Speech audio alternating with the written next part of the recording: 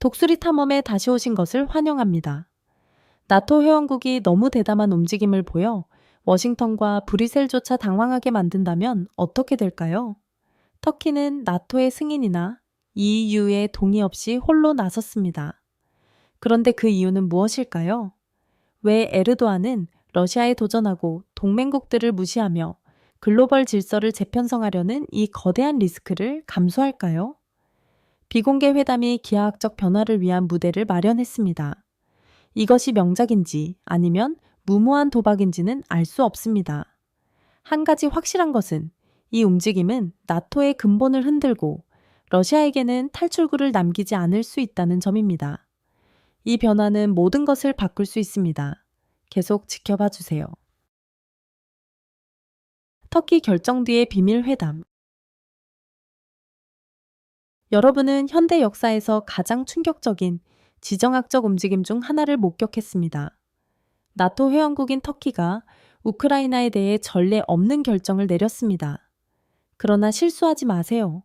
이것은 급작스러운 충동이 아니었습니다.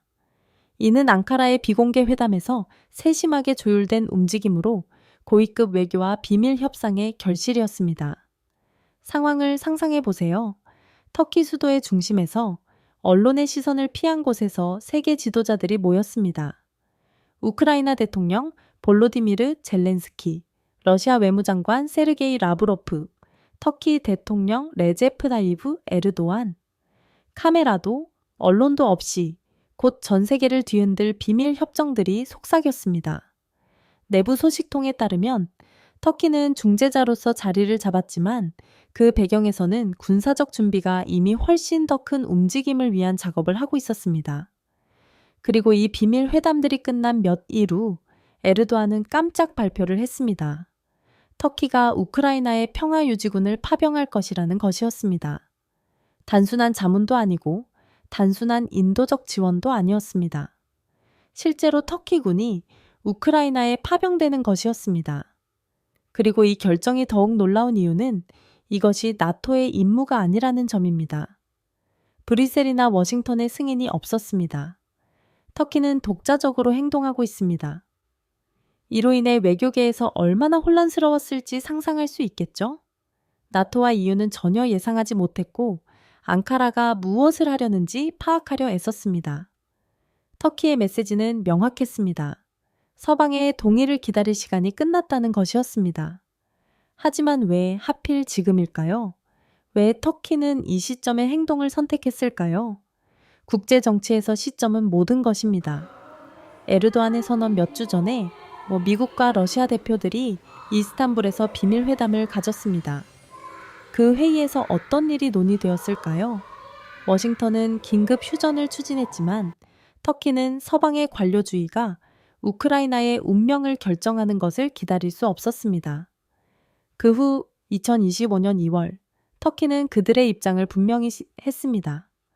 터키는 필요하다면 자국 군대로 우크라이나에서 평화를 보장할 준비가 되어 있다. 이 발언은 전쟁에서 전환점을 의미했습니다. 나토는 무기, 정보, 훈련을 제공했지만 그 어느 나라도 공개적으로 전투부대를 파병한 적은 없었습니다. 지금까지는요. 그럼 가장 큰 질문은 터키는 실제로 무엇을 목표로 하고 있을까요? 이것은 단순히 우크라이나 문제만이 아닙니다.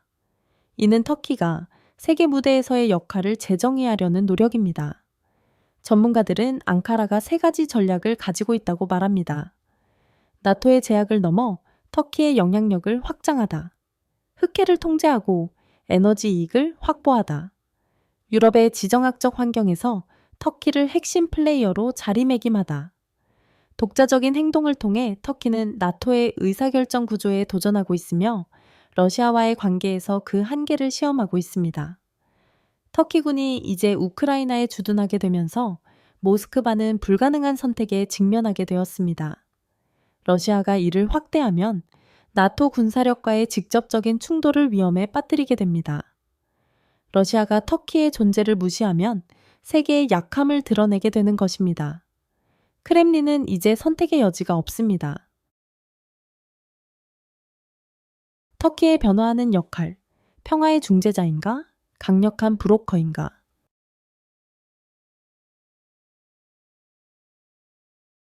지금 여러분은 세계를 바꿀 수 있는 순간을 목격하고 있습니다. 터키는 이제까지 가장 결정적인 움직임을 취했습니다. 나토와 러시아를 동시에 흔들며 이제 모든 사람이 묻고 있는 질문, 터키는 평화의 중재자로 나선 것인가? 아니면 글로벌 질서를 재편성할 계산된 권력 플레이를 펼친 것인가? 수년간 터키는 두 가지 입장을 조심스럽게 조율해왔습니다. 우크라이나에 무기를 지원하면서도 러시아와의 경제적 유대를 강하게 유지해왔죠. 하지만 이제 그 균형은 끝났습니다. 터키는 더 이상 중립을 유지할 수 없습니다. 터키군이 우크라이나에 진입할 준비를 하고 있습니다. 이 움직임은 나토를 놀라게 했고 워싱턴을 예상치 못하게 했으며 러시아를 불가능한 상황에 빠뜨렸습니다. 그렇다면 어떻게 이런 상황에 이르게 된 것일까요? 그리고 다음은 무엇이 될까요? 세계 정세를 따라왔다면 터키가 수년간 외교와 권력 사이에서 미세한 균형을 맞추며 행보를 이어왔다고 아실 겁니다. 우크라이나에 최첨단 무기를 공급해왔습니다. 특히 우크라이나가 러시아의 징역을 저지하는데 중요한 역할을 했던 바이락탈 TB2 드론. 서방이 강력한 제재를 가하는 동안에도 러시아와 경제적 유대를 유지했습니다. 2022년과 2024년 사이에 터키의 러시아 수출은 6% 증가했으며 이는 모스크바가 여전히 의존하는 몇 안 되는 무역 파트너 중 하나로 자리 잡았습니다. 중요한 외교 회담을 주최하기도 했습니다. 터키는 단순히 무기를 공급하거나 거래를 성사시키는 것을 넘어서 중재 역할도 했습니다. 2022년 3월, 터키는 안탈리아 평화회담을 주최하여 러시아와 우크라이나의 고위 공식들이 첫 직접 회담을 가질 수 있도록 했습니다. 2022년 7월, 터키는 유엔과 협력하여 흑해 곡물 이니셔티브를 중재, 세계적인 식량 위기를 방지했습니다. 2022년 10일, 터키의 중재로 미국과 러시아 정보기관 수장들이 앙카라에서 비밀 회담을 열었습니다. 하지만 이제 터키는 더 이상 단지 대화만 하지 않습니다. 이제는 행동을 취하고 있습니다. 터키가 우크라이나에 군을 파병하면서 그것은 단순한 선언이 아닙니다. 모스크바에 직접적으로 도전하는 것입니다. 푸틴에게 이는 악몽과도 같은 시나리오입니다. 러시아는 터키의 드론 판매를 묵인해왔지만 실제 터키 군이 지상에 배치되는 것은 직접적인 위협입니다. 러시아에게 우크라이나는 자국의 뒷마당과도 같았는데 이제 나토 국가가 개입하는 상황이 된 것입니다. 나토에게도 이는 전혀 새로운 상황입니다. 그동안 나토 회원국은 공식적으로 우크라이나에 군을 파병하지 않았습니다. 지금까지는요. 나토는 몇 년 동안 이 갈등에 직접 개입하는 것을 피하고 무기 공급과 경제적 압박에 의존해왔습니다. 하지만 터키는 이 전략을 완전히 혼란에 빠뜨렸습니다. 미국에게도 이는 전혀 예상치 못한 일이었습니다. 2025년 3월 유출된 미국의 정책 브리핑에 따르면 미국 국무부는 에르도안의 발표 몇 시간 전에야 터키의 결정을 통보받았다고 밝혔습니다. 이제 워싱턴은 불가능한 선택에 직면하게 되었습니다. 터키를 지지하고 러시아와의 공개적인 대립을 감수할 것인가? 터키를 비난하고 나토의 단결을 깨뜨릴 위험을 감수할 것인가? 글로벌 반응, 혼란, 충격, 그리고 공황.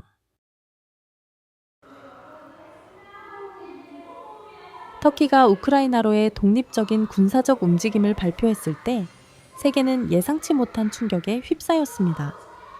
그 충격의 파장은 브뤼셀의 나토 본부에서 모스크바의 크렘린까지 퍼지며 전례 없는 외교 위기를 촉발시켰습니다.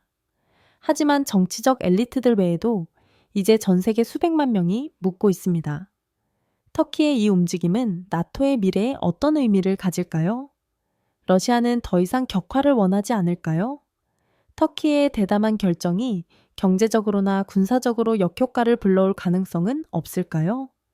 이 사건의 규모를 진정으로 이해하려면 서방 국가들, 러시아, 그리고 터키 자체의 반응을 분석해 봐야 합니다. 나토의 딜레마. 분열된 동맹 브뤼셀의 나토 본부 안에서 외교관들은 대응 방안을 마련하는데 어려움을 겪었습니다. 터키는 오랫동안 나토 회원국이었지만 독자적으로 행동했기 때문에 동맹 내에서 깊은 분열을 드러낸 것입니다. 프랑스와 영국은 우크라이나를 위한 평화 유지 전략을 개발하고 있었으나 이제 터키가 주도권을 잡으면서 권력 균형이 재편성되었습니다. 영국의 키르스타머 총리의 유출된 메모에는 터키의 단독 군사 행동이 우크라이나 갈등에서 서방의 단합을 깨뜨릴 수 있다는 경고가 담겨 있었습니다. 비공식적으로 유럽의 고위 공식들은 논의했습니다. 터키가 동유럽에서 주요 군사적 역할을 하려는 의도를 내비친 것일까요?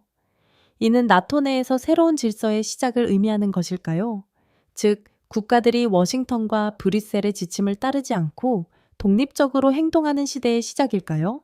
여러분은 어떻게 생각하나요?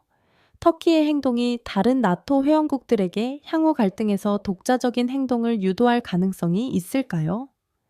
러시아의 반응. 분노와 위협 예상대로 러시아의 반응은 빠르고 강경했습니다. 터키의 발표 몇 시간 후 모스크바의 국영 매체는 터키의 결정을 비난하며 선전 캠페인을 시작했습니다. 2025년 3월 러시아의 타스 통신사는 충격적인 성명을 발표했습니다. 터키는 우리와 파트너가 될지 아니면 적이 될지 결정을 내려야 한다. 모스크바의 강경파들은 직접적인 대응을 요구하며 푸틴 대통령에게 나토의 국경 근처로 군사작전을 확대할 것을 촉구했습니다. 일부 러시아 분석가들은 터키의 우크라이나 군사적 존재가 러시아의 보복을 정당화할 수 있다는 경고를 했습니다. 현재 우크라이나 전선 외에도 공격을 벌일 가능성이 있다는 것입니다. 하지만 여기서 더 예측 불가능한 점은 러시아와 터키는 여전히 중요한 경제적, 전략적 유대를 유지하고 있다는 점입니다. 에르도안, 푸틴, 트럼프, 삼각관계, 새로운 권력 게임.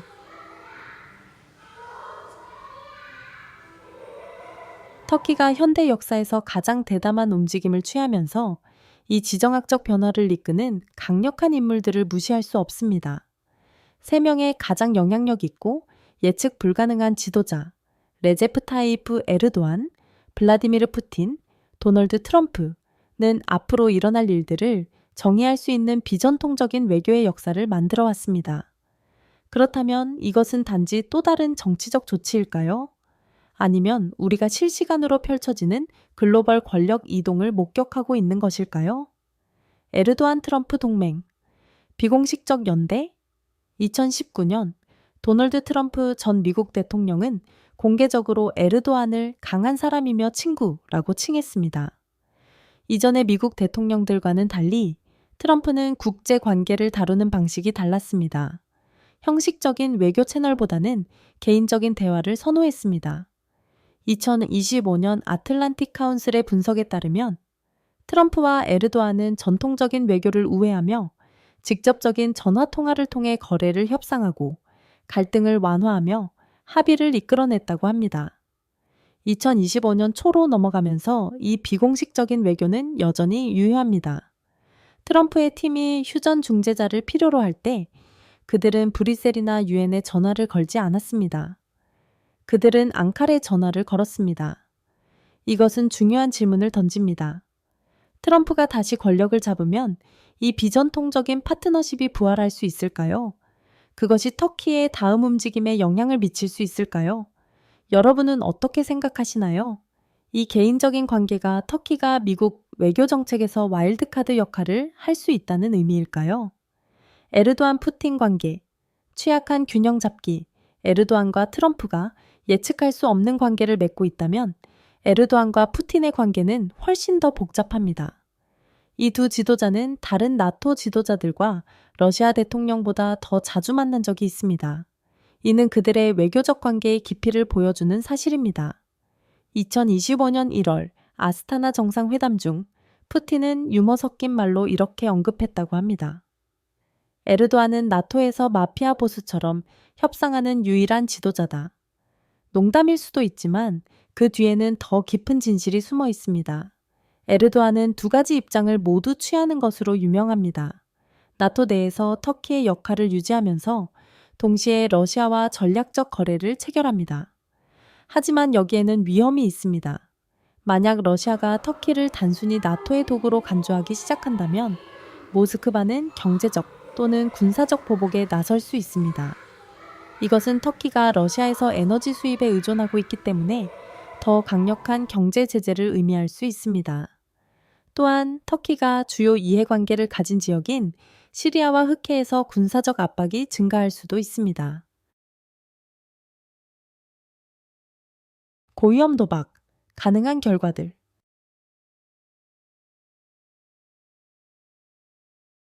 터키의 전례에 없는 우크라이나 군사 개입은 단순히 대담한 결단이 아닙니다.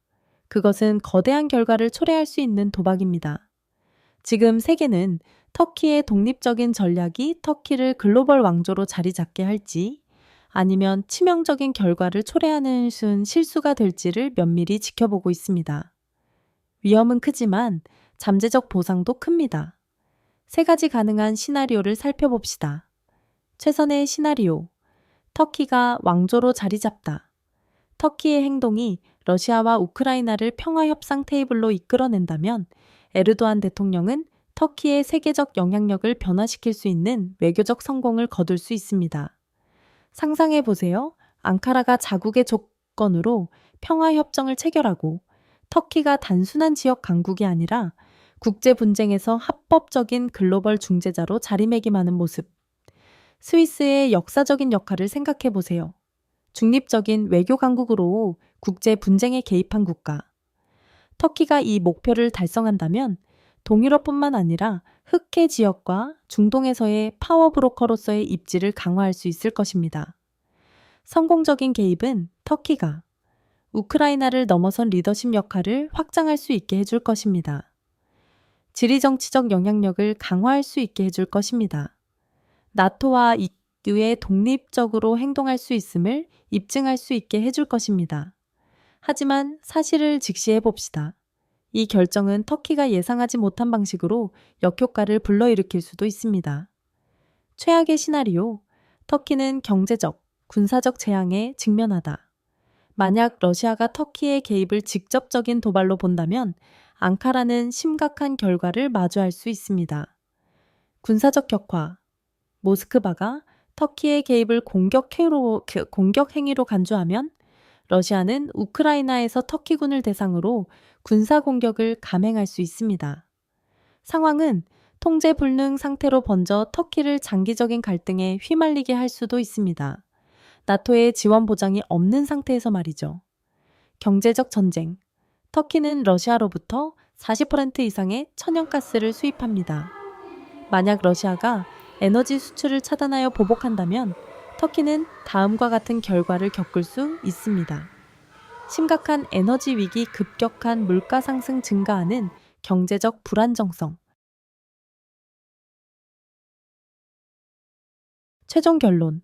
터키는 더 이상 방관자가 아니다. 우크라이나 전쟁은 더 이상 단순한 지역 전투가 아닙니다. 이제는 글로벌 권력을 위한 경쟁으로 발전했습니다. 전통적인 세계 질서는 변화하고 있으며 터키는 더 이상 방관자가 아닙니다. 수십 년 동안 글로벌 권력 균형은 세 주요 국가가 지배했습니다. 미국, 러시아, 중국, 하지만 이제 새로운 권력이 나섰습니다.